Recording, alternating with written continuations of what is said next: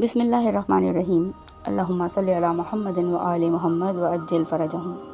حضرت امام زین العابدین علیہ السلام بنا بر مشہور سن 94 یا 95 ہجری میں شہید ہوئے۔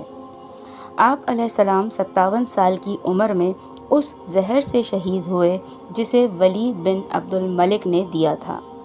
یہ اس وقت ہوا جب آپ واقعہ کربلا کے 34 یا 35 سال بعد اپنے بابا، بھائی، چچا اور دیگر اقربا کی شہادت اور بہنوں پھوپھیوں کی اسارت جیسے جاں کا مصائب پر گریاں کنا تھے۔ حضرت امام محمد باقر علیہ السلام نے آپ علیہ السلام کو غسل و کفن دیا تھا اور بقیع میں ان کے مظلوم چچا حضرت امام حسن مجتبیٰ علیہ السلام کے قریب سپرد خاک کیا۔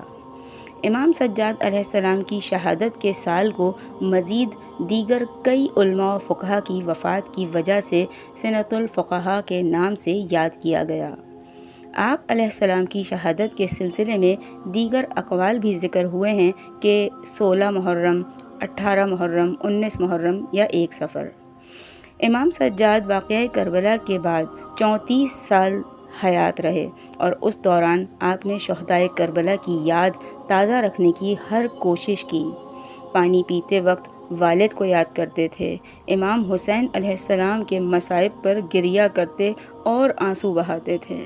ایک روایت کے ضمن میں امام جعفر صادق علیہ السلام سے منقول ہے کہ امام سجاد علیہ السلام نے تقریباً 40 سال تک اپنے والد کے لیے گریہ کیا، جبکہ دنوں کو روزہ رکھتے اور راتوں کو نماز و عبادت میں مصروف رہتے تھے۔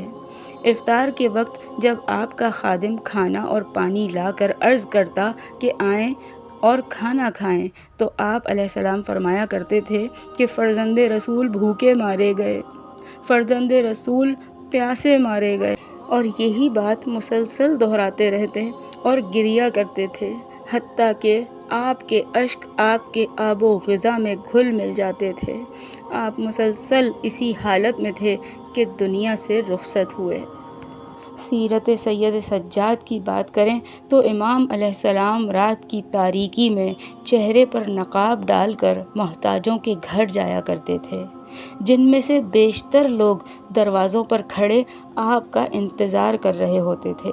جب ان کی نگاہیں آپ کو آتا دیکھتیں تو وہ کہتے تھے کہ دیکھو وہ بوری والا آ گیا۔ یہ جملہ اس لیے تھا کہ وہ امام علیہ السلام کو پہچانتے نہیں تھے۔ یہ راز مولا سجاد کی شہادت کے بعد کھلا، جب ان محتاجوں کا مددگار، ان کو کھلانے والا نہیں آیا۔ جب کوئی سائل آپ علیہ السلام کے پاس آتا تھا تو آپ فرماتے تھے کہ خوش آمدید ہے اس شخص کو جو روز قیامت کے لیے میرا سامان اٹھا کر لے جاتا ہے۔ یہ حقیقی سیرت امام سجاد علیہ السلام ہے۔